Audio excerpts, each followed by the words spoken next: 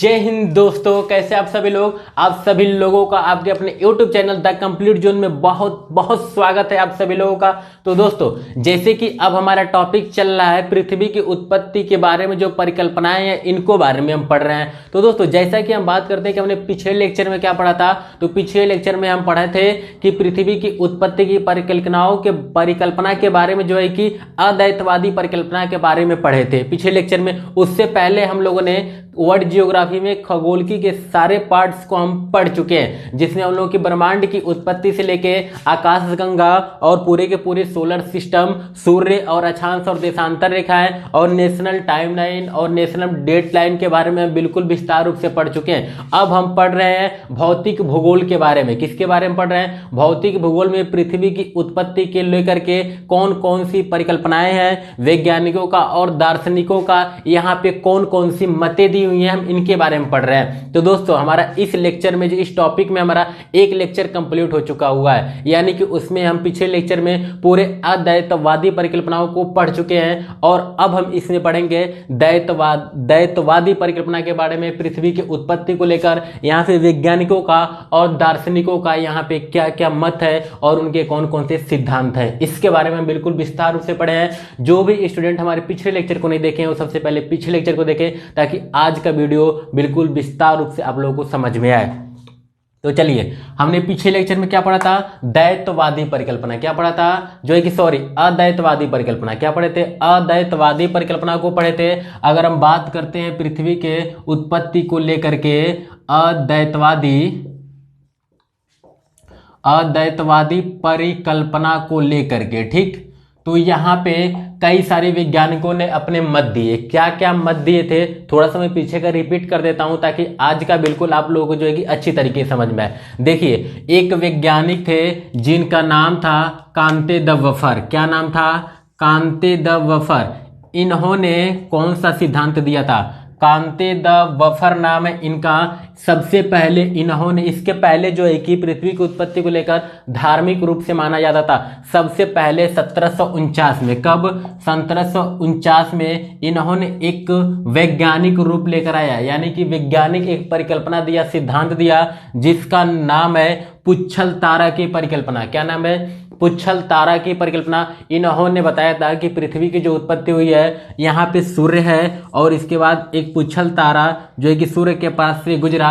इसकी वजह से, इसके कारण जो है कि ग्रहों की और उपग्रहों की सोलर सिस्टम के बिल्कुल जो है कि उत्पत्ति होती है। विस्तार से पढ़ना है तो पिछले लेक्चर में जाकर देख सकते हैं। और जो दूसरे वैज्ञानिक थे, इनका नाम था कांट। क्या नाम था? कांट। अब कांट ने कौन सी परिकल्पना दी थी? अद्वैतवादी सिद्धांत से लेकर के, परिकल्पना से लेकर के कांट ने दिया था कौन सा परिकल्पना? कांट ने दिया था कांट की वायव्य राशि की परिकल्पना। क्या दिया था? कांट की वायव्य राशि की परिकल्पना। इन्होंने कब दिया था? 1755 में दिया था। कब दिया था? 1755 में दिया था। तीसरे नंबर पे जो वैज्ञानिक थे, उनका नाम था लाप्लास। क्या नाम था? लाप्लास। लाप्लास ने कौन सा परिकल्पना दिया था? ये कब दिए थे? 1796 में दिए थे। कब दिए थे? 1796 में दिए थे। इन्होंने लाप्लास की निहारिका परिकल्पना के बारे में बताया था। पृथ्वी की उत्पत्ति से लेकर के, किसके बारे में? पृथ्वी की उत्पत्ति को लेकर के लाप्लास ने कौन सा सिद्धांत दिया था? लाप्लास की निहारिका परिकल्पना। ये सारे के सारे जो हमारे सिद्धांत हैं, ये पृथ्वी की उत्पत्ति को लेकर के अद्वैतवादी परिकल्पनाएं हैं। क्या? अद्वैतवादी परिकल्पनाएं। अब हम पढ़ेंगे यहाँ पे द्वैतवादी परिकल्पना के बारे में। चलिए, क्या पढ़ेंगे हम यहाँ पे? द्वैतवादी परिकल्पना के बारे में। कौन कौन से द्वैतवादी परिकल्पना यहाँ पे मौजूद हैं पृथ्वी के उत्पत्ति को लेकर के, इसके बारे में हम बिल्कुल विस्तार रूप से पढ़ेंगे। अद्वैतवादी और द्वैतवादी में एक छोटा सा डिफरेंट है। क्या डिफरेंट है? एक नंबर का। वो ये माना जाता है कि जो अद्वैतवादी परिकल्पना है, वो सिर्फ एक तारे को संयोग मानकर पृथ्वी की उत्पत्ति को माना जाता है। कितने तारे को? एक तारे को संयोग माना जाता है। और जो द्वैतवादी जो परिकल्पना है, उसमें दो या दो से अधिक तारे को संयोग मानकर पृथ्वी की उत्पत्ति की परिकल्पना की जाती है। चलिए, हम पढ़ेंगे द्वैतवादी परिकल्पना। ठीक है, आराम से पढ़िए आप लोग। यहाँ से कई सारे क्वेश्चन जो है कि हमारे पेपर में अच्छे खासे जो है कि पेपर में हमारे क्वेश्चन बन जाते हैं। देखिए क्या है, द्वैतवादी परिकल्पना। द्वैतवादी परिकल्पना, देखिए द्वैतवादी परिकल्पना में अगर हम सबसे पहले बात करते हैं तो यहाँ पे नाम आता है दो वैज्ञानिकों का। कितने वैज्ञानिकों का? दो वैज्ञानिकों का नाम आता है, जिसमें पहले नंबर पे है चेम्बरलिन। क्या नाम है? चेम्बरलिन व मोल्टन। क्या नाम आता है? चेम्बरलिन व मोल्टन। क्या नाम आता है? चेम्बरलिन व मोल्टन की ग्रहाणु परिकल्पना। क्या आती है? ग्रहाणु परिकल्पना। चेम्बर एवं व मोल्टन की ग्रहाणु परिकल्पना। यहाँ पे थोड़ा नाम कठिन लग रहा है ना, चेम्बरलिन और मोल्टन, जो है कि ज़्यादा घबराने की जरूरत नहीं है। जो वर्ड नहीं याद होते हैं उनको क्या करिए, उनको तोड़ ताड़ के वर्ड को याद कीजिए। मैंने एक बार और वीडियो में बताया हुआ था कि वर्ड्स को तोड़ करके याद कीजिए। जैसे आप लोग को यहाँ पे चेम्बरलिन नहीं समझ में आ रहा होगा, ज़्यादा दिमाग में नहीं बैठ रहा होगा, तो सीधे आप याद कीजिए जो भक्ति में लीन होता है उसको भक्तिलीन कहते हैं। ध्यान से सुनिएगा आप लोग, जो भक्ति में लीन होता है उसे भक्तिलीन कहते हैं, और जो चेम्बर में लीन होता है उसे चेम्बरलिन कहेंगे। क्या कहेंगे? चेम्बरलिन कहेंगे। हालांकि मैं मजाक कर रहा हूँ, नाम याद करने के लिए मैं आप लोगों को बता रहा हूँ, चेम्बर में लीन नहीं होना है आप लोगों को, ठीक है। तो यहाँ से क्या हो गया, चेम्बरलिन व मोल्टन की ग्रहाणु परिकल्पना। इस परिकल्पना में देखिए इन लोगों ने क्या बताया था। इन लोगों ने जो है कि दो तारों को सिद्धांत माना। कितने तारों को? दो तारों को साक्ष्य माना और बताया कि एक सूर्य है। क्या है? सूर्य है, ये हमारा सन है। क्या है? सन है, और यहां से ये प्रकाशित कर रहा है सबको, ठीक। तो इन्होंने बताया कि इस सन के बाद जो है कि एक इसका साथी तारा था। क्या था? एक इसका साथी तारा था। क्या था? सन के बाद एक इसका साथी तारा था। तो इन लोगों ने इस सिद्धांत में बताया कि ये जो साथी तारा था ये चक्कर काटते काटते सूर्य के नजदीक आ गया। क्या हुआ? सूर्य के नजदीक आ गया। जब सूर्य के नजदीक आएगा तो आकर्षण शक्ति बढ़ेगा कि नहीं बढ़ेगा? आकर्षण शक्ति बढ़ेगा। जब यहाँ पे आकर्षण शक्ति की वृद्धि हो गई, किसकी? आकर्षण बल ज्यादा हो गया। क्या हुआ? आकर्षण बल जब ज्यादा हो गया तो इस सूर्य से असंख्य कण बाहर निकले। क्या हुए? सूर्य से असंख्य कण बाहर निकल गए। कहां से? इस सन से। यानी कि ये किस मात्रा में निकले? असंख्य कण बाहर निकलते हैं। देखिए समझ में आया आप लोगों से? क्या हुआ कि एक सन था, सन के साथ जो है कि एक उसका साथी तारा था। साथी तारा जब सूर्य के पास से गुजरा तो सूर्य के पदार्थों में से असंख्य कण बाहर निकल गए। किसके कारण? आकर्षण बल की अधिकता के कारण बाहर निकले। और यही जो बड़े बड़े कण थे ये ग्रहों का रूप ले लिए और छोटे कण उपग्रहों का रूप ले लिए। ये किसने बताया? चेम्बरलिन व मोल्टन ने बताया। क्लियर हुआ? और ये सिद्धांत कब दिया था? ये सिद्धांत दिया था 1905 में। कब दिया था? 1905 में सिद्धांत दिया था। सबसे पिछला अगर बात करें अद्वैतवादी में तो वहां पे लाप्लास ने कब दिया था? लाप्लास ने दिया था 1796 में। कब दिया था? 1796 में दिया था। और जब हम बात करते हैं उसके पिछला तो कब हुआ था? 1755 में। और सबसे पहले पुच्छल तारों की परिकल्पना कांदेन बफर ने कब दिया था? 1700।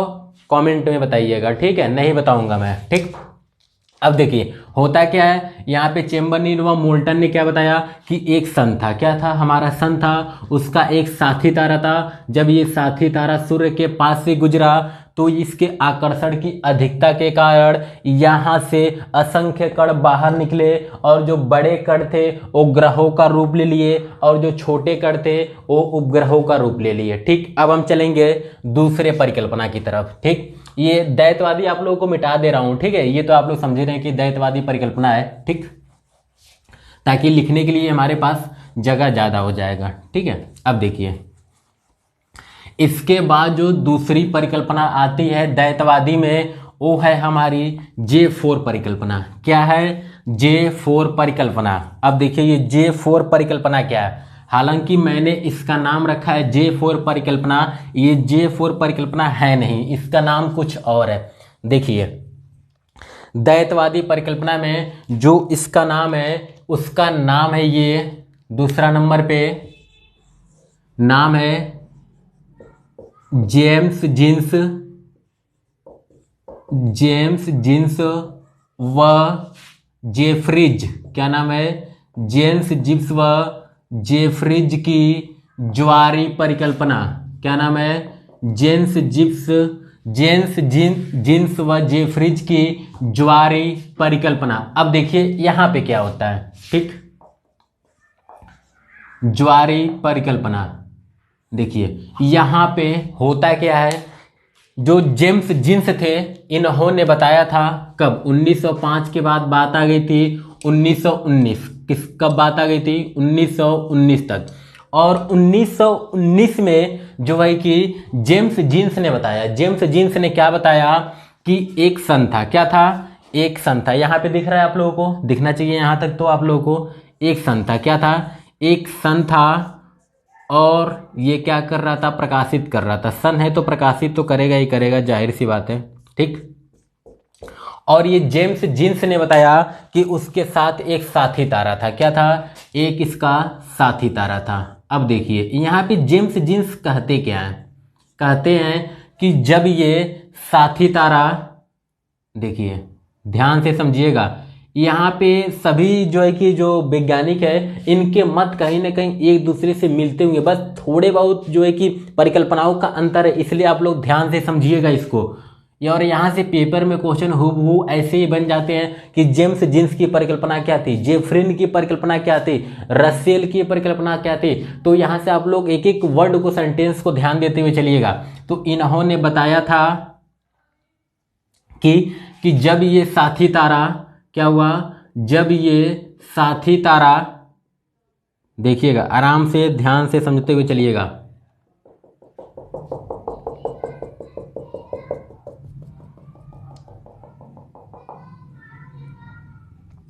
जब ये साथी तारा क्या हुआ? सूर्य के नजदीक आया। क्या हुआ? सूर्य के नजदीक आया। क्या हुआ? साथी तारा सूर्य के नजदीक आया तो इस सूर्य में ज्वार आ जाता है। क्या होता है? ज्वार आ जाता है और यहां से इसका कुछ हिस्सा बाहर निकल जाता है। क्या होता है? कुछ हिस्सा यहां से बाहर निकल जाता है। किसका? सन का। किसके वजह से? किसके वजह से निकलता है? जो है कि इस सूर्य में ज्वार आ जाता है। अब ये चक्कर लगा रहा है तो जाहिर सी बात है ज्वार आ सकता है। क्यों? क्योंकि जब चंद्रमा हमारी पृथ्वी के चारों ओर चक्कर लगा रही हो तो क्या हो रही है? हमारी पृथ्वी पर जो है कि ज्वार आते रहते हैं, आकर्षण का बल लगाता है, इसलिए ज्वार आता है। अब देखिए ठीक उसी प्रकार जब ये साथी तारा पृथ्वी के पास से गुजरता है तो इस सन में ज्वार आ जाता है, जिसके कारण यहाँ से इसका एक बहुत बड़ा सा हिस्सा क्या होता है? निकल करके बाहर हो जाता है। किससे बाहर हो जाता है? सन से बाहर हो जाता है। और जब ये निकलता है तो कुछ घसीटता हुआ यानी खींचता हुआ निकलता है। जैसे सिंपल सा एक बात समझिए, जब आप चॉकलेट लिए हुए हो, क्या लिए होते हो? चॉकलेट। अगर बात करें किट कैट वाली जो चॉकलेट होती है, उसको जब आप बीच से तोड़ते हो तो उसके अंदर थोड़ी सी मलाई भरी होती है। क्या होती है? मलाई भरी होती है, जो बिल्कुल एकदम चॉकलेट वाली, एकदम बिल्कुल वो लिक्विड, जो है कि लिक्विड फॉर्म में क्या पेस्ट के भांति होता है। क्या होता है? पेस्ट के भांति होता है। वो थोड़ा थोड़ा टूट करके चिपकते हुए बाहर निकलता है। ठीक उसी प्रकार जो सन से यहाँ से जो टूटा हुआ हिस्सा बाहर निकलता है यानी ज्वार के कारण, वो ऐसे ही एक फिलामेंट के भांति बाहर निकलता है। कैसा? फिलामेंट के भांति बाहर निकलता है और ये बाहर निकल के इस सूर्य का चक्कर लगाने लगता है। क्या करता है? इस सूर्य का चक्कर लगाने लगता है। कौन? जब ये सन से बाहर टूट करके हिस्सा बाहर निकलता है ज्वार के कारण, इस साथी तारे के ज्वार के कारण, तो क्या होता है? ये हिस्सा टूट करके बाहर निकलता है और सूरज का चक्कर काटने लगता है। और यही जो हिस्सा टूट करके बाहर निकलता है ये बाद में चल के इसमें विखंडित हो जाता है। क्या होता है? विखंडित हो जाता है। और इसी के विखंडित होने की वजह से पूरे का पूरे सोलर सिस्टम का निर्माण होता है। क्या होता है? पूरे के पूरे सोलर सिस्टम का निर्माण होता है। ये किसने बताया था? जो है कि जेम्स जीन्स ने बताया था। किसने बताया था? जेम्स जीन्स ने बताया था। क्लियर हुआ? अब देखिए क्या बताया था कि एक सन था, उसके साथ एक साथी तारा था। क्या था? एक सन था, उसका एक साथी तारा था।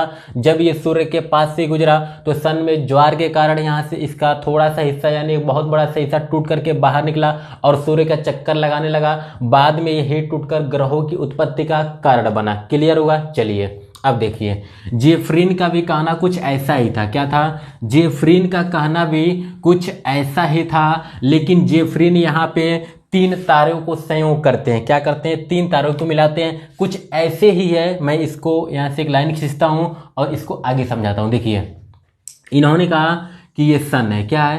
सन है। हाँ, उन्होंने माना कि सन है और उसके साथ जो है कि एक साथी तारा भी है। उन्होंने माना जेफरीन जो है कि जेम्स जीन्स के बातों को कि हाँ एक साथी तारा है। क्या है? एक साथी तारा है। लेकिन उन्होंने क्या बताया? किसने? जेफरीज ने, कि इस साथी तारा के साथ साथ एक अन्य तारा भी है। क्या है? एक और दूसरा तारा है। दिख रहा है आप लोगों को? यहाँ पे दिख रहा है? क्लियर? चलिए, यहाँ पे जेफरीज ने क्या किया? जेफरीज ने तीन तारों को माना। क्या किया? तीन तारों को साक्ष्य माना। और इन्होंने क्या कहा इसके बारे में हम जानेंगे। जेम्स जीन्स ने क्या बताया था कि सूर्य में ज्वार आ गया था। क्या आ गया था? सूर्य में ज्वार आ गया था। अब देखिए जेफरीज क्या बताते हैं। जेफरीज कहते हैं कि सन के साथ एक साथी तारा था, उसके अलावा एक अन्य तीसरा तारा था। क्या था? एक अन्य तीसरा तारा था। अब ये बताते हैं यहाँ पे जेफरीज कि ये जो तीसरा तारा था ये साथी तारे के साथ टक्कर कर गया। क्या कर गया? टक्कर कर गया। क्लियर हो रहा है? समझ में आ रहा है? जेम्स जीन्स ने क्या बताया था कि सूर्य में ज्वार आ गया था, लेकिन जेफरीज कहते हैं कि नहीं, ज्वार नहीं आया था। क्या हुआ था? इन्होंने, जेफरीज ने बताया कि जो साथी तारा था और जो अन्य तारा था इनके बीच में टक्कर हो गया। क्या हो गया? टक्कर हो गया। और उन्हीं टक्कर की वजह से जो इसके कण बाहर निकले। क्या निकले? कण बाहर निकले। इन्हीं कणों से सोलर सिस्टम का निर्माण होता है। ठीक? क्या होता है? सोलर सिस्टम का निर्माण होता है। ये किसने बताया? जेफरीज ने बताया। क्लियर हुआ? और जेफरीज ने कब बताया था? जेफरीज ने बताया था 1929 में। कब बताया था? 1929 में बताया था। ठीक? समझ में आया आप लोगों को? ये जेम्स जीन्स हो गया और ये जेफरीज हो गया। अब इन दोनों के परिकल्पनाओं को एक व्यक्ति थे जिनका नाम था रसेल। क्या नाम था? रसेल नाम था। रसेल ने एक परिकल्पना दिया, उसके बारे में हम पढ़ेंगे। इन दोनों परिकल्पनाओं को संशोधन करके दिया था, इसके बारे में पढ़ते हैं। ठीक? चलिए, ये तो हो गए हमारे दो परिकल्पनाएं। और जो तीसरी परिकल्पना यहीं पे है, वो कौन थे व्यक्ति? जिनका नाम था रसेल। क्या नाम था? रसेल नाम था। और रसेल ने क्या परिकल्पना दिया, इसके बारे में हम पढ़ेंगे। ठीक? रसेल ने क्या कहा था, इसको विस्तार रूप से पढ़ेंगे।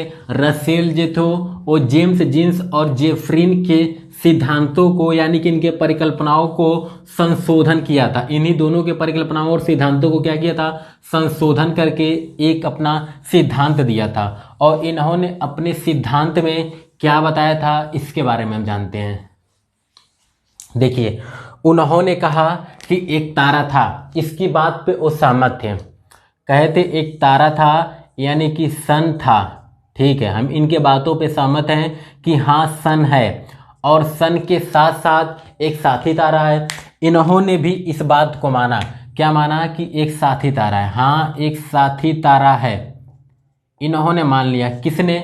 रसेल ने। और इन्होंने ये भी बात माना कि इसके साथ साथ एक अन्य तारा भी है। क्या है? एक अन्य तारा है। यानी कि इन्होंने तीन तारों को परिकल्पना को माना, जो है कि तीन तारों को परिकल्पना को माना। पहले सन, उसके बाद एक साथी तारा और उसके बाद एक अन्य तारा। लेकिन यहाँ पर ये अपने सिद्धांतों को क्या देते हैं, इसके बारे में हम बात करते हैं। इन्होंने कहा कि जो ये अन्य तारा है यानी कि जो ये तीसरा तारा है, क्या है? ये जो तीसरा तारा है ये साथी तारा के नजदीक आ गया। क्या हुआ? साथी तारा के नजदीक आ गया। जब ये अन्य तारा यानी तीसरा तारा जब साथी तारा के नजदीक आया तो साथी तारा में क्या हो गया? ज्वार उत्पन्न हो गया। क्या हो गया? ज्वार उत्पन्न हो गया। ध्यान से समझिएगा आप लोग, ध्यान से समझिएगा। जेम्स जीन्स ने कहा क्या था कि सन के अंदर ज्वार उत्पन्न हुआ था। लेकिन जेफ्रीज ने क्या कहा था कि अन्य तारा और साथी तारा आपस में टक्कर खा गए। यहीं पे रसेल क्या कहते हैं, रसेल कहते हैं कि नहीं, टक्कर नहीं खाए थे। ये जो अन्य तारा यानी तीसरा तारा जब साथी तारा के पास से गुजरा था तो इस साथी तारे में ज्वार आया था। क्या हुआ था, साथी तारे में ज्वार आ गया था। ये किसने कहा था, रसेल ने कहा था। मैं यहाँ पे नाम लिख दे रहा हूं, रसेल। क्या नाम था, रसेल द्वैतारक, रसेल का द्वैतारक परिकल्पना, रसेल का द्वैतारक परिकल्पना, रसेल का द्वैतारक परिकल्पना। यहाँ पे का बीच में नहीं लिखा हुआ है, कोई दिक्कत नहीं, समझ जाइएगा आप लोग। रसेल का द्वैतारक परिकल्पना, और इस रसेल के द्वैतारक परिकल्पना को एक नाम दिया जाता है। इस नाम से भी एक क्वेश्चन पूछ देता है जिसका नाम है बाइनरी, क्या नाम है, बाइनरी स्टार सिस्टम। क्या नाम है, बाइनरी स्टार सिस्टम। हमारे पेपर में हूबहू ऐसे ही क्वेश्चन पूछ देता है कि बाइनरी स्टार सिस्टम किसकी परिकल्पना है। हमारे पेपर में हूबहू क्वेश्चन पूछता है कि बाइनरी स्टार सिस्टम किसकी परिकल्पना है पृथ्वी की उत्पत्ति को लेकर, तो किसका है, रसेल का है। क्या है, किसका है, रसेल का है। तो इन्होंने क्या बताया था कि एक सन था और उसके साथ एक साथी तारा था, उसके साथ एक अन्य तीसरा तारा भी था। लेकिन जब ये तीसरा तारा इस साथी तारे के पास से गुजरा तो साथी तारे में ज्वार आता है, जिसके कारण यहाँ से कण विखंडित होते हैं और पूरे सोलर सिस्टम का निर्माण करते हैं। ये किसने बताया था, ये रसेल ने बताया था। क्लियर हो गया, यहाँ तक आपको समझ में आ गया। ये बात कहाँ तक पहुँच गई थी, 1929 तक पहुँच गई थी। अब इसके बाद आता है 1939। अब 1939 में एक व्यक्ति थे, चलिए इसको हम रफ करते हैं, फिर हम 1939 के सिद्धांत को पढ़ते हैं। देखिए ऐसे ही हमारे पेपर में क्वेश्चन यहाँ से पूछ दिए जाते हैं इन वैज्ञानिकों के मतों को लेके और परिकल्पनाओं को लेकर के। तो सन भी बहुत इंपॉर्टेंट है आपको याद करने के लिए। यहाँ से हूबहू हमारे पेपर में क्वेश्चन बन जाते हैं, यहाँ से कई सारे और अच्छे खासे क्वेश्चन बन जाते हैं। तो आप लोग जब विस्तार रूप से पढ़े रहेंगे तभी तो आप लोग जवाब दे सकते हैं, नहीं पढ़े रहेंगे तो कहाँ से दे पाएंगे बताइए। और पेपर में कब कहाँ से क्या पूछ दे किसी को पता नहीं है, एग्जामिनर क्या पूछ देगा कुछ नहीं पता है। और मेंस में तो वैसे भी आजकल के जो क्वेश्चंस बन रहे हैं वो बहुत ही अपडेटेड बन रहे हैं, इतना ध्यान रखिएगा आप लोग, ठीक है। मैंने अभी अभी जो है कि 17 तारीख को आईबी का एग्जाम दिया हुआ था, उसमें बहुत सारे जो है कि ऐसे क्वेश्चन पूछे थे कि जो है कि बहुत अपडेटेड क्वेश्चन आजकल के जो पूछे जा रहे हैं वो बहुत अपडेटेड टाइप के पूछे जा रहे हैं। जो है कि यहाँ पे जो है कि क्या बोलते हैं कि जो है कि सिचुएशन डिपेंडेंट पे सबसे ज़्यादा क्वेश्चन पूछ रहे हैं। सिचुएशन डिपेंड पे जो इस टाइप के क्वेश्चन पूछे जाते हैं उस तरीके के क्वेश्चन पूछ रहे हैं। तो आप लोगों को ये सारी चीज़ें विस्तार रूप से पता होना चाहिए, ठीक है। तो अब चलिए, अब हम चलते हैं द्वैतवादी संकल्पना में जो है कि परिकल्पना में तीसरे नंबर की तरफ। 2 तो हमने पढ़ लिया, 3 पढ़ लिया ना। पहले क्या हो गया, पहले नंबर पे हमारा हो गया जो है कि चेम्बरलिन और मोल्टन का। दूसरे नंबर पे हमने क्या पढ़ लिया, जेम्स जेफरिन का। और तीसरे नंबर पे क्या पढ़ लिया, रसेल का। अब हम चलते हैं चौथे नंबर पर। चौथे नंबर पे एक व्यक्ति थे जिनका नाम था लिटलटन। क्या नाम था, लिटलटन। नाम बहुत अजीबोगरीब है ना, क्या नाम है, लिटलटन। नाम तो इतने अनोखे हैं कि पूछो नहीं। अब लिटलटन ने जो संकल्पना किया था, परिकल्पना किया था, उसका नाम है अभिनव तारा परिकल्पना। क्या नाम है, अभिनव तारा परिकल्पना। आराम से पढ़ते हुए चलिएगा। यहाँ पे इन्होंने क्या सिद्धांत दिया था इसके बारे में पढ़ेंगे।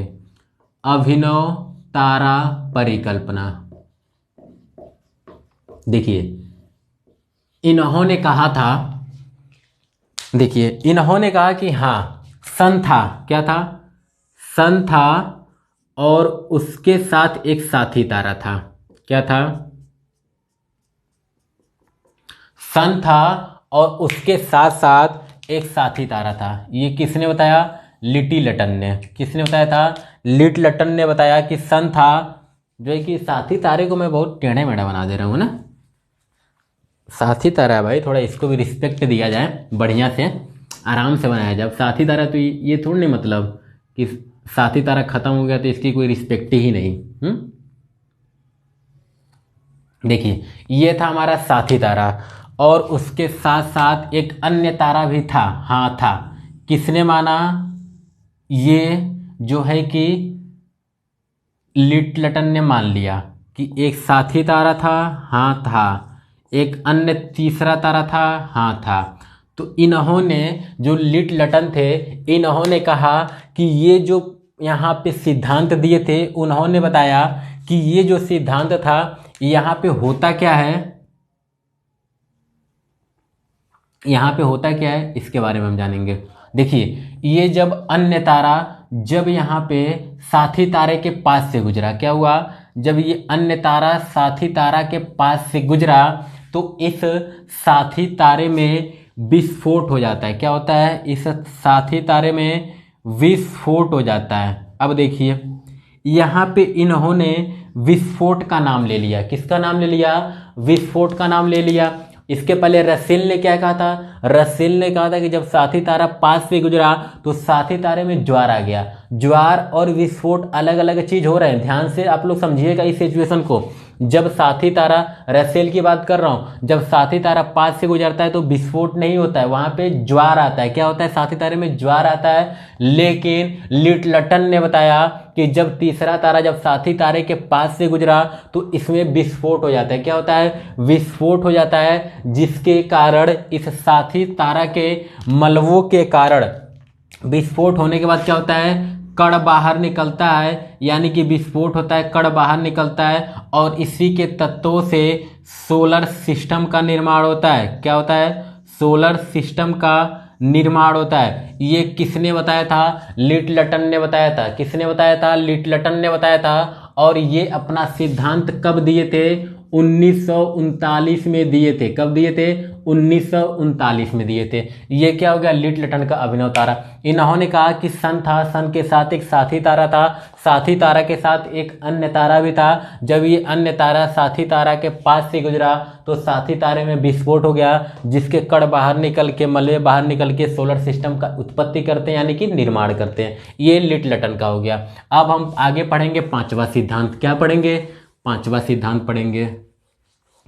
पांचवा सिद्धांत तो इन सभी सिद्धांतों से बिल्कुल भी अलग हो जा रहा है, लेकिन हालांकि वो सिद्धांत है तो पढ़ना पड़ेगा। वैज्ञानिकों का मानना है, मत है, और क्वेश्चन हमारे पेपर में यहाँ से बनते हैं तो पढ़ना पड़ेगा उस सिद्धांत को। देखिए उस सिद्धांत क्या ना है? उस सिद्धांत का नाम है ऑटो स्मीड नाम है। क्या नाम है? ऑटो स्मीड की अंतर तारक धूल परिकल्पना। क्या नाम है? Auto Smith. पांचवा हो जाएगा ना। हमने तो कितने पढ़ लिया? रसेल तक 3 था, उसके बाद क्या हो गया? अभिनव तारा परिकल्पना 4 हो गया। अब ये हो गया पांचवा। ध्यान से आप लोग पढ़िएगा। पांचवा क्या है? Auto Smith. क्या नाम है? ऑटो स्मीड की अंतर तारक धूल परिकल्पना। क्या है? ऑटो स्मीड की अंतर तारक धूल परिकल्पना। इन्होंने क्या बताया था? इसके बारे में पढ़ेंगे। इन्होंने बताया था कि जो ये हमारा सन है, क्या है? ये जो हमारा सन है, ये आकाश गंगा के विशालकाय भाग से बाहर निकला। क्या हुआ? जब ये चक्कर काट रहा था, परिक्रमा कर रहा था, तो आकाश गंगा के क्या हुए? यहाँ पे धूल कणों को आकर्षित कर लिया। विशालकाय आकाश गंगा में परिक्रमा कर रहा है। क्या कर रहा है? आकाश गंगा के केंद्र को परिक्रमा कर रहा है, बल्ज की परिक्रमा कर रहा है। तो हुआ क्या? अगर पूरा वीडियो जो है कि इसके बारे में देखना है, सूर्य के बारे में, तो पिछले लेक्चर में आप देख सकते हैं। बिल्कुल प्ले लिस्ट में आप लोगों को बिल्कुल एक एक सीरीज से एक एक नंबर जो है कि जियोग्राफी का लगा हुआ है। वहाँ पे 1 2 3 4 5 एक एक लेक्चर लाइन से लगे हुए हैं, आप लोग देख सकते हैं आप लोग। तो देखिए इन्होंने बताया, ऑटो स्मीड ने इन्होंने बताया कि ये जो हमारा सन है, ये आकाश गंगा में परिक्रमा कर रहा है। इसके फलस्वरूप, इसके आकर्षण के कारण क्या हुए? इस यहाँ पर धूल के कण क्या हुए? धूल के बादल या फिर कण, और यहाँ पे गैस के बादल क्या हुए? गैस के बादल इत्यादि इकट्ठा हुए, आकर्षण के कारण आकर्षित हो गए, और आकर्षित होने के कारण ये सूर्य के चारों ओर चक्कर करने लगते हैं। क्या करते हैं? सूर्य के चारों ओर चक्कर करने लगते हैं। कौन? ये धूल के कण और गैस के बादल इत्यादि। और यहाँ पे होता क्या है, जब ये आकर्षित कर लेता है, इसके चारों ओर चक्कर करने लगते हैं, तो बाद में चल करके ये आपस में संघनित हो जाते हैं। क्या होते हैं? आगे चल करके, बाद में चल करके ये आपस में संघनित हो जाते हैं, और संघनित होने के कारण ये ग्रहों का निर्माण करते हैं। क्या करते हैं? ग्रहों का निर्माण करते हैं। ये किसने बताया था? ऑटो श्मिड ने बताया था। और ऑटो श्मिड ने कब बताया था? कौन से सन में बताया था? तो ये बताए थे 1943 में। कब बताए थे? 1943 में। समझ में आ गया आप लोगों को? ऑटो श्मिड की अंतरतारक धूल परिकल्पना। चलिए, अब तो रही ये पांचवा। अब यहीं पे कुछ एक बहुत ही महत्वपूर्ण हम पढ़ने वाले हैं। जब हम पढ़ रहे थे 1919 और उसके बीच में हम पढ़ रहे थे 1900 आगे 29, तो उसके बीच में एक और भी बहुत बड़ी घटना घटी थी। और ये घटना घटी थी 1927 में। कब घटी थी? 1927 में घटती है। और ये घटना बहुत ही आधुनिक बन गई। कब? 1927 में। एक वैज्ञानिक थे जिनका नाम था जॉर्ज लेमेंथ्रे। क्या नाम था? जॉर्ज लेमेंथ्रे। और जॉर्ज लेमेंथ्रे ने इसी बीच में एक परिकल्पना दिया, यानी कि एक सिद्धांत दिया, जिसका नाम है द बिग बैंग थ्योरी। क्या नाम है? The big bang theory. अगर द बिग बैंग थ्योरी को आपको पढ़ना है तो हमारे पीछे लेक्चर्स में देख सकते हैं, बिल्कुल विस्तार रूप से बताया गया है। द बिग बैंग थ्योरी में जॉर्ज लेमेंथ्रे ने पूरी की पूरी ब्रह्मांड की उत्पत्ति तक को बताया हुआ है। चलिए, और ये बात है 1927 की। इन्होंने क्या कहा था? इनके बारे में पढ़ना बहुत ही जरूरी है। इन्होंने कहा कि एक महाविस्फोट के दौरान पृथ्वी और सभी ब्रह्मांडों की उत्पत्ति हुई है। कैसे समझाया इन्होंने इसके बारे में? इन्होंने कहा कि अंतरिक्ष काल में, यानी कि अंतरिक्ष में एक बिंदु हुआ करती थी। क्या थी? अंतरिक्ष में एक बिंदु थी जहां पे भारी मात्रा में ग्रेविटेशनल फोर्स, असीमित मात्रा में, जिसको मेजर नहीं कर सकते। तो हुआ क्या? गुरुत्वाकर्षण शक्ति के कारण यहाँ पे गुरुत्वाकर्षण शक्ति थी। तो एक बिंदु पर क्या थी? एक बिंदु पर, एक बिंदु के पास तो हुआ क्या? ये आद्य पदार्थों को अपनी ओर आकर्षित करना स्टार्ट कर दी, जिसके फलस्वरूप ये संघनित होते गए। और संघनित होकर के हुए क्या? यहाँ पे प्रेशर बढ़ गया। क्या हुआ? दाब बढ़ गया। दाब बढ़ने के साथ साथ टेम्परेचर बढ़ गया। टेम्परेचर बढ़ने के साथ साथ यहाँ पे क्या होता है? एक महाविस्फोट होता है। क्या होता है? महाविस्फोट होता है। और इसी महाविस्फोट के फलस्वरूप हमारे संपूर्ण ब्रह्मांड की उत्पत्ति होती है। ये किसने बताया था? जॉर्ज लेमेंथ्रे ने बताया था। किसने बताया? जॉर्ज लेमेंथ्रे ने। कब बताया था? 1927 में। उस सिद्धांत का नाम क्या दिया? The big bang theory. Hindi में इसको बोलते हैं महाविस्फोट का सिद्धांत, या जॉर्ज लेमेंथ्रे का जो है कि द बिग बैंग थ्योरी। अब देखिए, यहाँ तक तो बात ठीक थी। आगे चल करके द बिग बैंग थ्योरी जो है, इसको और भी प्रस्तुत व्याख्या किया गया, यानी विस्तार रूप से इसकी व्याख्या की गई थी। और कब किया गया था? 1967 में किया गया। कब किया गया? 1967 में किया गया। और उस वैज्ञानिक का नाम है रॉबर्ट वेगनर। क्या नाम है? Robert Wegener. तभी हम रॉबर्ट वेगनर के बारे में भी यहाँ से पढ़ते हैं कि इन्होंने द बिग बैंग थ्योरी को क्या किया था? प्रस्तुत विस्तार रूप में व्याख्या की थी। कब किया था? 1967 में किया था। उनका नाम क्या है? Robert Wegener. किसके सिद्धांत की प्रस्तुत व्याख्या की थी? जॉर्ज लेमेंथ्रे की। इन्होंने पूरे के पूरे ब्रह्मांड की उत्पत्ति तक को भी समझाया था।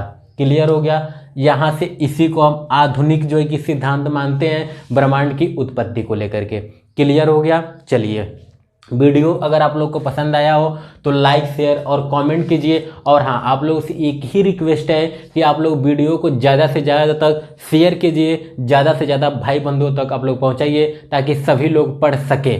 समझ में आ रहा है आप लोगों को? चलिए, यहाँ से मैं एक और भी आप लोग एक चीज़ समझाना चाहता हूँ, जहाँ से आप लोगों को सारे सिद्धांतों के सन याद हो जाए। क्या हो जाए? सारे सिद्धांतों के आप लोगों को सन याद हो जाए। देखिए, जब सिद्धांतों के सन याद रहेंगे तो थोड़ा सा पढ़ने में आसानी हो जाएगी। ठीक, देखिए सबसे पहले जो परिकल्पना दिया वो कब दिया, 1749 में, सबसे पहले 1749 में, उसके बाद 1755 में, उसके बाद 1796 में, उसके बाद बात आ गई थी हमारा 1905 तक, कितना तक, 1905 तक। उसके बाद बात आ गया 1919 तक, 19 से 19 से क्या हो गया 1927, 1927 से क्या हो गया 1929, क्या हो गया 1929, 1929 के बाद क्या हो गया 1939, 1939 के बाद क्या हो गया 1943, क्या हो गया 1943, 1943 के बाद क्या हो गया 1967। ठीक, ये हमारे पृथ्वी की उत्पत्ति को लेकर कुछ मुख्य सिद्धांतों की जो है कि क्या है, संधियों है। 1749 में किसने दिया था, कांते द बफर ने क्या दिया था, पुच्छल तारा की परिकल्पना। 1755 में क्या दिया था, जो है कि कांट ने वायव्य की परिकल्पना दी थी। 1796 में क्या कौन दिया था, लाप्लास की निहारिका परिकल्पना। 1905 में किसने दिया था, 1905 में चेम्बरलिन व मोल्टन की ग्रहाणु परिकल्पना। 1919 में कौन दिया था, 1919 की अगर हम यहाँ पे बात करते हैं तो 1919 में जो है कि यहाँ पर जो है कि परिकल्पना देने वाले का नाम है, यहाँ पे कुछ मिस्टेक हो रहा है मुझे लग रहा है। 1749 में किसने दिया था, कांते ने दिया था। 1755 में कांट ने दिया था। 1796 में किसने दिया था, 1796 में जो है कि हमारे लाप्लास ने दिए थे। अब 1905 में किसने दिया था, हाँ मिस्टेक समझ में आ गया, 1905 में किसने दिया था, 1905 में चैम्बरलिन व मोल्टन ने दिया था। और 1919 में तो किसने दिया था भैया, जेम्स जीन्स जेफरिन ने दिया था ना, किसने दिया था, जेम्स जीन्स ने दिया था, किसने दिया था, जेम्स जीन्स ने दिया था। और उसके बाद से जेफरीज ने कब दिया था, जेफरीज ने कब दिया था, 1929 में दिया था। जेफरीज ने कब दिया था, 1929 में दिया था। और रसेल ने भी इसी समय दिया था, रसेल ने भी इसी समय दिया था। रसेल, क्या नाम था, रसेल और जेफरीज 1929। उसके बाद 1939 में किसने दिया था, 1939 में अभिनव तारा की परिकल्पना किसने किया था, लिटलटन ने किया था। 1943 में किसने दिया था, 1943 में ऑटो स्पीड की जो है कि अंतर तारक धूल परिकल्पना थी। 1967 में क्या हो गया, रॉबर्ट वेगनर हो गया, क्या हो गया, रॉबर्ट वेगनर हो गया, जिन्होंने 1927 के जो है कि जॉर्ज लेमेंथ्रे के जो है कि परिकल्पना को विस्तार रूप से प्रस्तुत किया। तो दोस्तों आज के लिए बस इतना ही रहने देते हैं, अगले वीडियो में बहुत जल्द मिलते हैं। जो है कि वीडियो पूरा देखने के लिए धन्यवाद। Thanks for watching this video, thank you so much. जय हिंद, जय भारत।